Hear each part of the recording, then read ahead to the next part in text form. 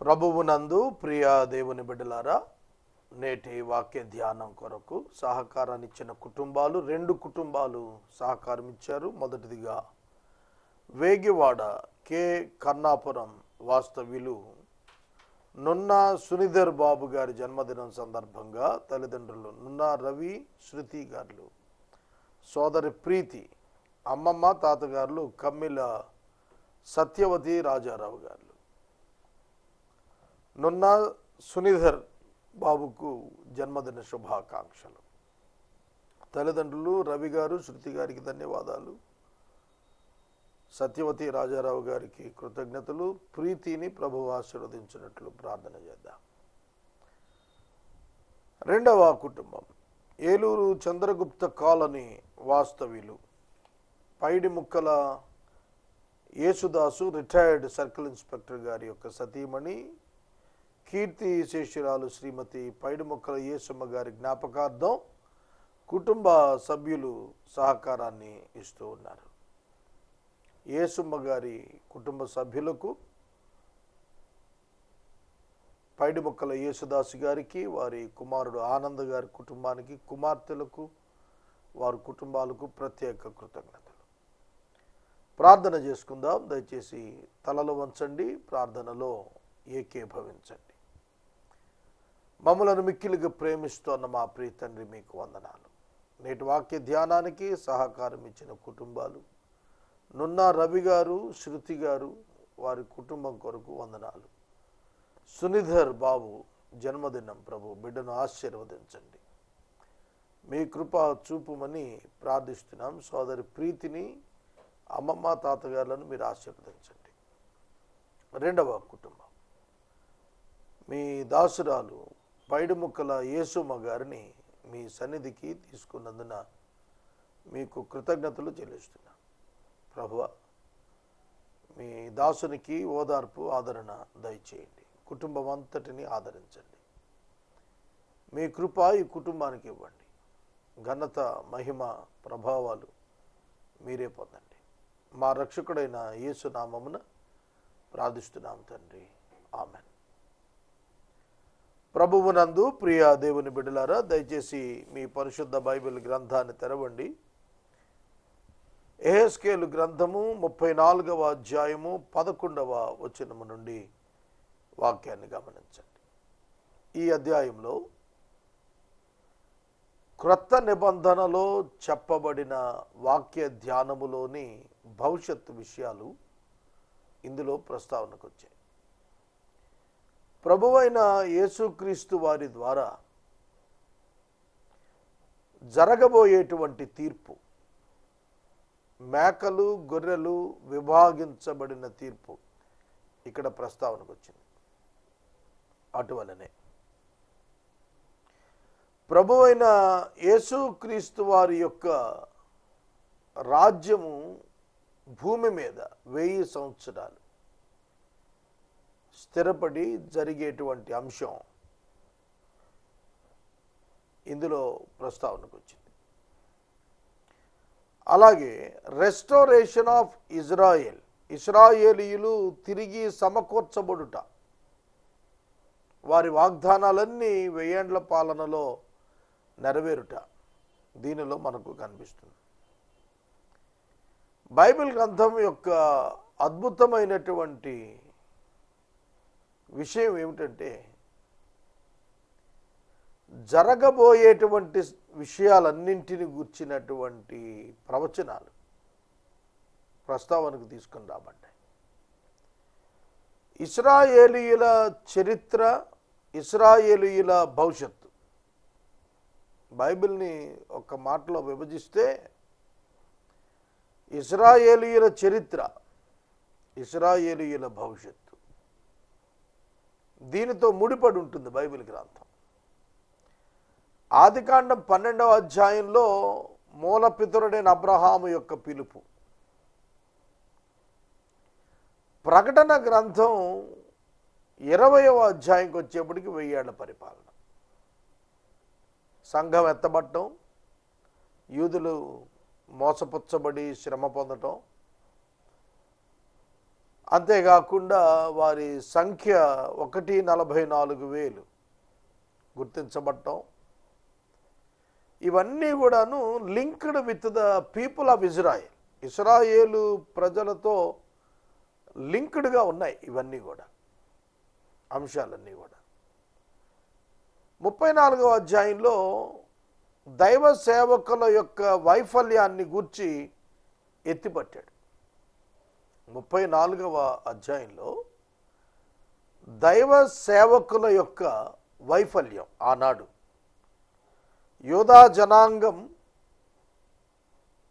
చెరలోనికి వెళ్ళటానికి కారణం వారికి హెచ్చరిక ఇవ్వవలసిన దైవజనులు లేవీయులు రాజీ పడ్డారు. వారు తమ ధర్మాన్ని విడిచారు. దేవోక్తి లేని ఎడల ప్రజలు నశిస్తారు. దేవోక్తి లేకపోతే ప్రజలు నశిస్తారంటానికి యూదుల చెర, బబులోను చెర తార్కాణం. పెద్ద బాధ్యత బోధకునిపై ఉంది. రబ్బీలు అన్నారు పాత నిబంధనలో. రబ్బీస్ అంటే బోధకులు. ధర్మశాస్త్రాన్ని బోధించాలి. ప్రజల ఆధ్యాత్మిక జీవితాలు బాగుండేటట్టుగా హెచ్చరికలు చేయాలి. ఇది చిన్న విషయం ఏం కాదు. మారు మనసు లేని వారిని, తిరుగుబాటుదారులను మారు మనసు పొందమని చెప్పటం సులువైన పని కాదు. అందుకే ఆనాటి బోధకులు ఎందుకులే మనకి తలనొప్పి అనుకుని మన లాభం మనం చూసుకుందాం అనుకున్నారు. తిరుగుబాటు స్వభావం కలిగినటువంటి యూదుల్ని దేవుని వైపు తిరగమని అడగటం కంటే కూడా వారు పాడైతే మాకేంట్లే, మేము బాగుపడితే చాలన్నట్టుగా వాళ్ళు తమ కడుపునకు దాసులయ్యారు. దేవుని వాక్యాన్ని చెప్పటం విస్మరించారు. ఆ కారణం చేత జనులు పాడైపోయారు. కానీ ఒక విషయం ఏమిటంటే, దేవుడు తన ప్రజల పట్ల కనికరం కలిగినవాడు. వారి రక్షణ కొరకు ఆయన ఇష్టపడేవాడు. అందుకే యూదులలో లేవీయులను బోధకులుగా, యాజకులుగా ఏర్పరచుకున్నాడు. దాని ప్రకారం మనం చూస్తున్నప్పుడు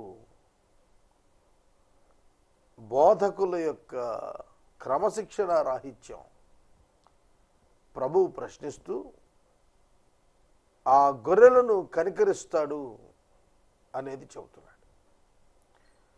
11వ వచనం నుండి వాక్యాన్ని మనం ధ్యానం చేద్దాం. ప్రభువైన యెహోవా సెలవిచ్చినది ఏమనగా, ఇదిగో నేనే నా గొర్రెలను వెతికి వాటిని కనుగొందును.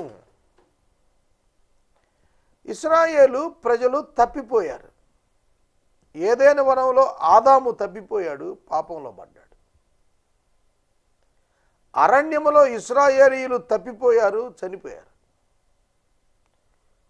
ఇశ్రాయేలీయులు సొంత రాజును ఏర్పరచుకొని తొలగిపోయారు, శ్రమల పాలయ్యారు.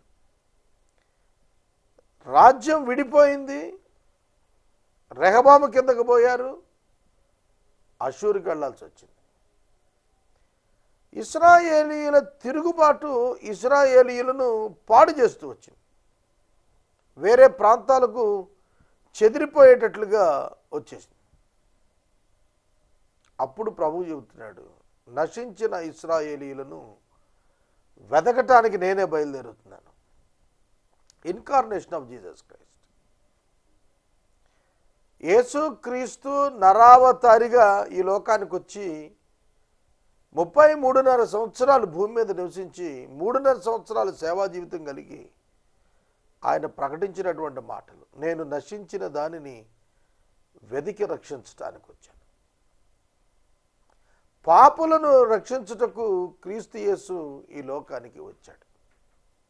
ఇలాగా ఆయన స్వయంగా యూదులను రక్షించడానికి పూనుకున్నట్టుగా నశించిన ఇశ్రాయేలీయుల యొద్దకే ఆయన పంపించబడ్డాడు. ఈ వచనాలన్నీ కూడా ఆయన నరావతారిగా రాబోతున్న మాటను ఈ వచనంలో జ్ఞాపకం అవుతాం. ప్రభువుకు యెహోవా సెలవిస్తుంది, నేనే నా గొర్రెలను వెదికి వాటిని కనుగొంటాను. యోహాను సువార్త 10వ అధ్యాయం. నేను గొర్రెలకు మంచి కాపరిని అన్నాడు. మంచి గొర్రెలకు కాపరిని అనలేదు. గొర్రె స్వభావం తప్పిపోయే స్వభావం కనుక గొర్రె తెలివి తక్కువది. అందుకని మనం గొర్రెల్లా ఉన్నారు ప్రజలు అని అంటాం. ఒక్క గొర్రె దూకితే మిగతావి కూడా దూకుతాయి అవసరం లేకపోయినా. విచక్షణ వివేకం తక్కువ. నా గొర్రెలను నేను వెతుక్కుంటాను అన్నాడు. నా గొర్రెలు నా స్వరం వింటాయన్నాడు యోహాను సువార్త 10వ అధ్యాయంలో ప్రభువు మాట్లాడుతున్నప్పుడు.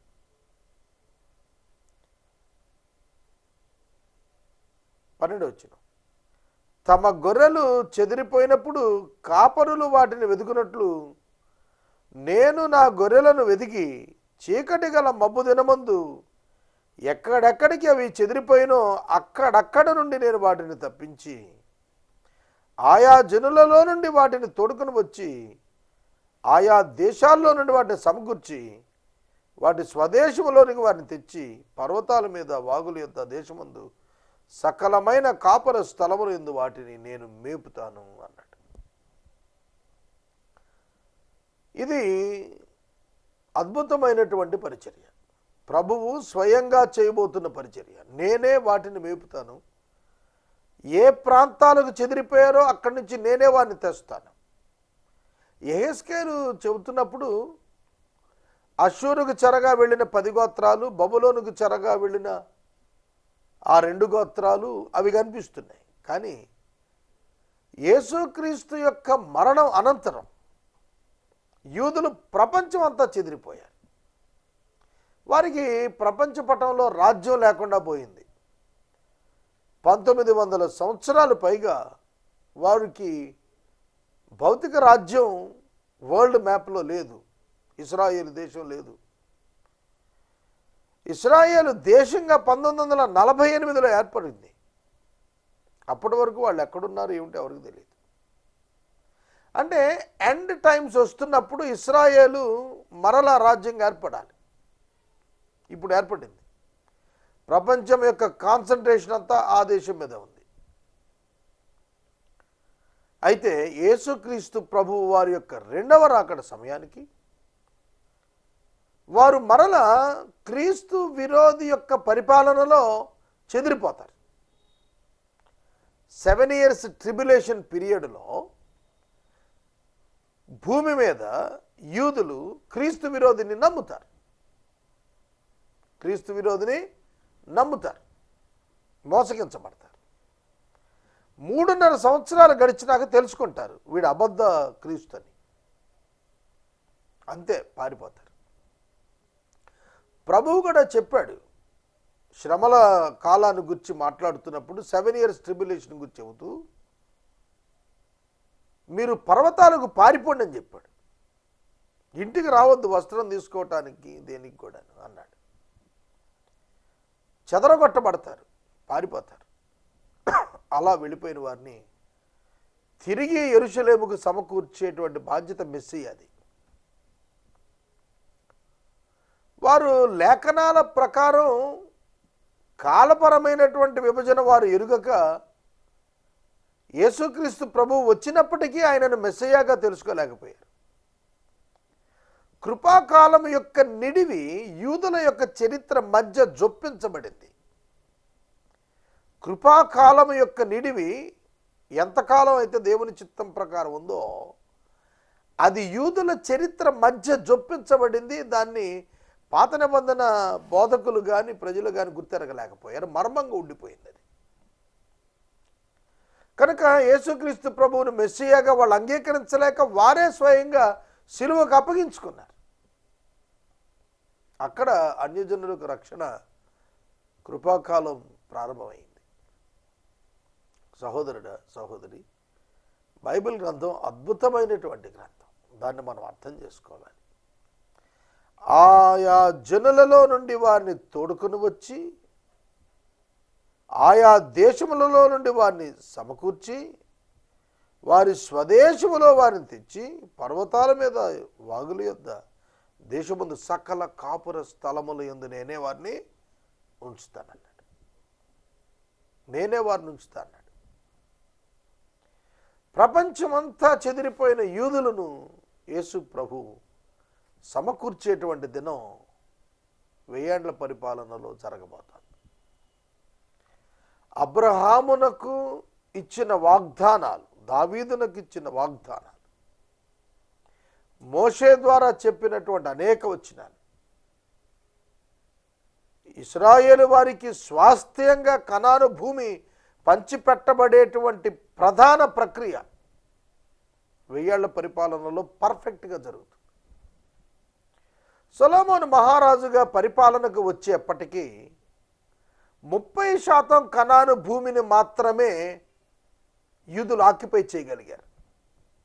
ఇంకా 70% భూమి వాళ్ళు ఆక్యుపై చేసుకోలేకపోయారు. 1000 ఏండ్ల పాలనలో అయితే 100% భూమి వాళ్ళకే ఇవ్వబడుతుంది. అది వాగ్దాన నెరవేర్పు అన్నమాట. దేవుడు వారిని జ్ఞాపకం చేసుకుంటా అన్నాడు. వాగ్దానాలన్నీ నెరవేరాలి, వాగ్దానాలు నెరవేరాలి. కాబట్టి దేవుడు వారిని జ్ఞాపకం చేసుకుంటా అన్నాడు. 14 వచ్చింది, నేను మంచి మేత గల చోట వాటిని మేపెదను. 23వ సంకీర్తనలో యెహోవా నా కాపరి, నాకు లేమి కలుగుదు, పచ్చిక గల చోట్లను ఆయన నన్ను పరుండ చేస్తున్నాడు, శాంతికరమైన జలముల యొద్ద నన్ను ఆయన నడిపిస్తున్నాడు అన్నాడు. 14 నుండి 17 వచనాల వరకు వచ్చేటప్పటికి భౌతిక కాపరుల వైఫల్యం,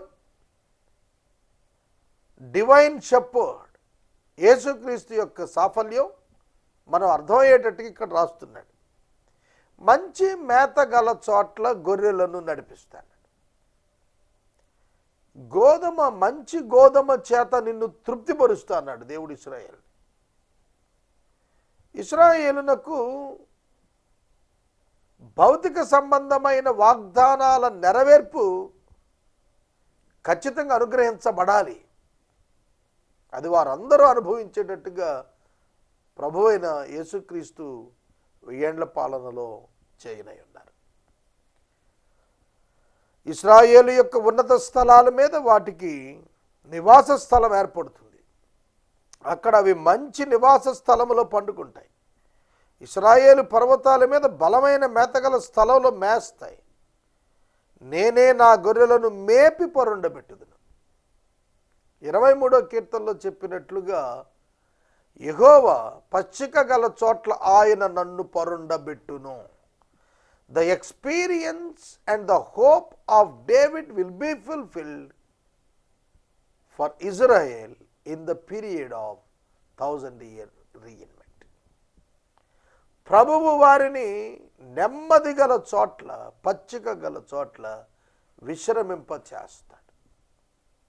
న్యూ టెస్టమెంట్ టైంలో, పీరియడ్లో, కృపాకాలములో ఉన్న విశ్వాసులకు క్రీస్తు యేసునందు యూదులకు చేయబడిన ప్రతి వాగ్దానం ఆధ్యాత్మికంగా, భౌతికంగా కూడా విశ్వాసం ద్వారా వారి జీవిత కాలంలో పొందేటువంటి అవకాశం పరిశుద్ధాత్మ దేవుడు అనుగ్రహించాడు. ఇది చాలా గొప్ప సంతోషకరమైన సంగతి. వారికి పీరియాడికల్ టైం టేబుల్స్ అవసరం యూదులకు, కానీ మనకైతే యేసుక్రీస్తునందు ఆన్లైన్ ఇమ్మీడియట్గా వాగ్దానాల ఫలం అనుభవించేటువంటి కృప పరిశుద్ధాత్మ ద్వారా దేవుడు మనకు, విశ్వాసులకు, న్యూ టెస్టమెంట్ చర్చ్ బిలీవర్స్కు అనుగ్రహించాడు. సోదరుడా, సోదరి, చూడండి, తప్పిపోయిన దానిని నేను వెతుకుతాను, తోలివేసిన దానిని మరల తోనుకొని వస్తాను, గాయపడిన దానికి కట్టుకడతాను, దుర్బలంగా ఉన్నదాన్ని బలపరుస్తాను, కొవ్విన వాటికిని బలము గల వాటికిని శిక్ష అయిన మేత పెట్టి లయపరుస్తాను. మొదటి వచనాల్లో ఇదే అధ్యాయంలో భౌతిక లేవి సంబంధిత యాజకులు చేయలేకపోయింది నేను చేస్తాను అంటున్నాడు ప్రభు. నేను వారికి వెదుగుతాను, తోలుకొస్తాను, కట్టుకడతాను, బలపరుస్తాను, క్రొవ్విన వాటిని శిక్ష చేత లయపరుస్తాను. గ్రహించండి పాఠాన్ని. దేవుడు తన బాధ్యత తాను చేసుకొనగలిగిన సమర్థుడు. God never fails. Jesus never fails. ఆయన వైఫల్యం చెందే నాయకుడు కాదు ఆయన. మనం వైఫల్యం చెందుతాం. మనం భక్తి జీవితాన్ని చాలా సందర్భాల్లో కోల్పోతుంటాం. సహనాన్ని కోల్పోతుంటాం. వాస్తవం. కానీ ప్రభువు అలా కాదు. యూదులను, వారి తిరుగుబాటును, వారి తిరస్కారాన్ని చూచిన దేవుడు వారి పట్ల జాలి కలిగి వారిని నశింపచేయక వారిని తిరిగి సమకూర్చి వాగ్దానాలు నెరవేరుస్తానన్నట్టు అది వారి గొప్పతనం కాదు, వారి రక్షకుడైన దేవుని యొక్క గొప్పతనం. పాత నిబంధనలో దేవుని వాక్యం దేవుణ్ణి తేటగా గుణలక్షణాలతో సహా ప్రదర్శింపజేసింది. దాన్ని మనం తెలుసుకోగలగాలి. 17వ వచనం, నా మందా మీ విషయమై దేవుడైన యెహోవానగు నేను సెలవిస్తోంది ఏమిటనగా, గొర్రెకును మధ్య, గొర్రెలకును పొట్టేళ్లకును మధ్య, గొర్రెలకును మేకపోతులకును మధ్య భేదం కనుగొని నేను తీర్పు తీరుస్తాను. యేసుక్రీస్తు ప్రభువు వారు గొర్రెలను మేకలను వేరుపరిచి అగ్నిగుండానికి అవిశ్వాసులను మేకలతో పోల్చి పంపించే సన్నివేశాన్ని ఇది జ్ఞాపకం చేస్తోంది ఈ వచనం. విశేషంగా మేతమేసి మిగిలిన దాన్ని కాళ్ళతో త్రొక్కటం మీకు చాలదా? మీరు స్వచ్ఛమైన నీరు తాగి మిగిలిన దాన్ని కాళ్ళతో కలకలు చేయటం మీకు చాలదా? మీరు కాళ్ళతో త్రొక్కిన దాన్ని నా గొర్రెలు మెయ్యాలా? మీరు బురద చేస్తే దాన్ని అవి త్రాగాలా? అవి యాజకులను ప్రశ్నిస్తున్నాడు. యాజకులు తమ వరకు తాము నిత్యము శుద్ధి చేసుకోవడానికి ప్రాధాన్యత ఇచ్చేవాళ్ళు తప్ప సమాజాన్ని గురించిన చింతన వారికి లేదు. వారి వ్యక్తిగత దోషముల చేత వాటిని అభిప్రాయాలను ప్రజల మీద రుద్దుతుండేవాళ్ళు. ఆ కారణం చేత ఈ మాటలు వచ్చాయి. మీరు నీళ్లు బురద చేస్తే అవి వాళ్ళు తాగాల అంటే కలుషితం చేస్తున్నారు. డాక్ట్రిన్ ఎప్పుడైతే పొల్యూట్ అయిపోతుందో దానిని వాళ్ళు అనుసరించాలా? అది రైట్ క్వశ్చన్. ఇక్కడ వాక్యాన్ని మీరు కలిపి చెరిపేస్తుంటే దాని ప్రకారం వాళ్ళు నడవాలా? మీరు వాక్యాన్ని ఇష్టం వచ్చినట్టుగా ఇంటర్ప్రిట్ చేస్తుంటే దాని ప్రకారం వాళ్ళు నడవాలా? ఇది ప్రశ్న. యేసు ప్రభువు ఆయన శాస్త్రులు పరిసయ్యుల్ని సద్దూకీయుల్ని నిలదీసి మరి అడిగాడు. వీరు బోధించిన దాని ప్రకారం చేయండి కానీ వీరిని వెంబడించవద్దని చెప్పాడు. దొంగలని చెప్పాడు వాళ్ళు సేవకుల్ని. తర్వాత వాళ్ళు కొన్ని వాక్యాలను వక్రీకరించి కుర్బానా తల్లిదండ్రులకు ఇవ్వాల్సింది మందిరానికి ఇచ్చేస్తే తల్లిదండ్రులకు ఇవ్వక్కర్లేదు, సొంత భాష్యం. ఇవాళ మందిరాల్లో ఇట్లాంటి భాష్యాలు చాలా ఉన్నాయి. బంగారం దెమ్మనేవాడు ఒకడు, డబ్బు దెమ్మనేవాడు ఒకడు. ఎవరు చెప్పారు? మారు మనసు పొందండి, రక్షణ పొందండి అని చెప్పాల్సిన సంఘాల్లో డబ్బు దండి, గుళ్ళు కట్టుకుందాం, బంగారం దండి. ఇది ఆనాటి అబద్ధ బోధకులు, ఆనాటి తప్పిపోయిన బోధకుల బోధ ఇవాళ కూడా సంఘాల్లో కనిపిస్తాం. కానీ ప్రభువు దాన్ని ఒప్పుకోవట్లేదు. ప్రభువు మనకు చెప్పిన ఆలయం ఏమిటి? సంఘం అనే ఆలయం నిర్మించాలి. మనం అన్యులు కట్టుకుంటున్నట్టుగా గుళ్ళు కట్టుకుంటున్నాం క్రైస్తవులు.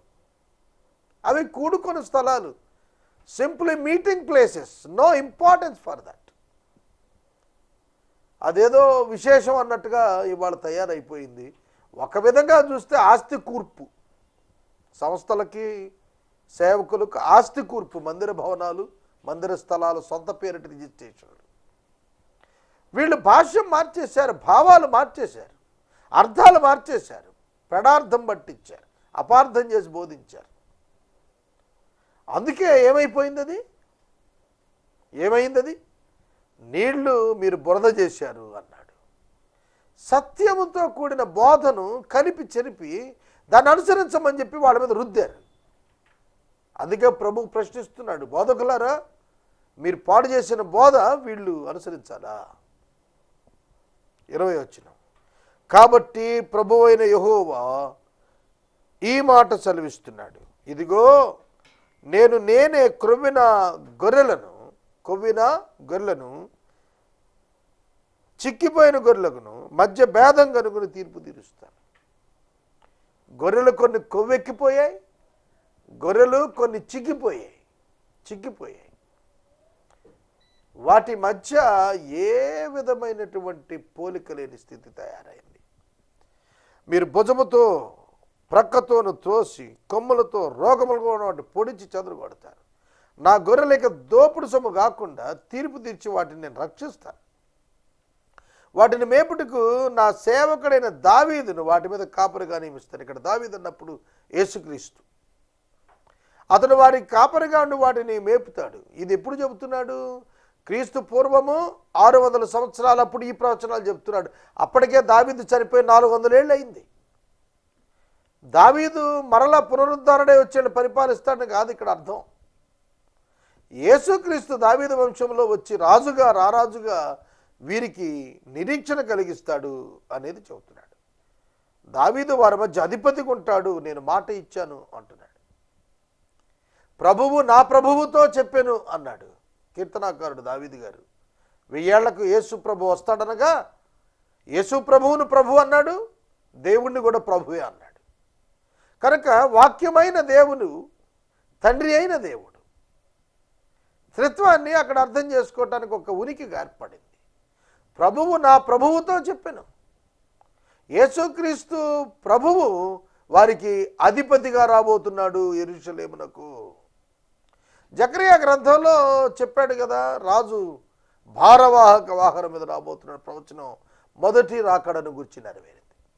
గుమ్మములారా తలలు పైకెత్తుకుని మహిమగల రాజు ప్రవేశించినట్లు అనేటువంటి పదం నెరవేర్చబడాల్సిందిగా ఉంది.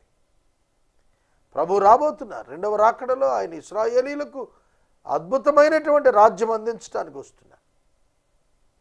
24వ వచన దగ్గర సమయం అయిపోయింది, నేను ముగిస్తున్నాను. మిగిలిన వాక్యం రేపటి ధ్యానంలో ధ్యానిద్దాం.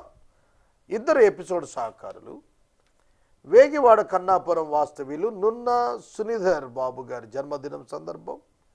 తల్లిదండ్రులు రవి శృతి గారులు, సహోదరి ప్రీతి, తాత అమ్మమ్మ గారులు కమ్మిల సత్యవతి రాజారావు గారు. 2వ కుటుంబం చంద్రగుప్త కాలనీ వాస్తవ్యులు శ్రీమతి పైడిముక్కల యేసమ్మ గారి జ్ఞాపకార్థం.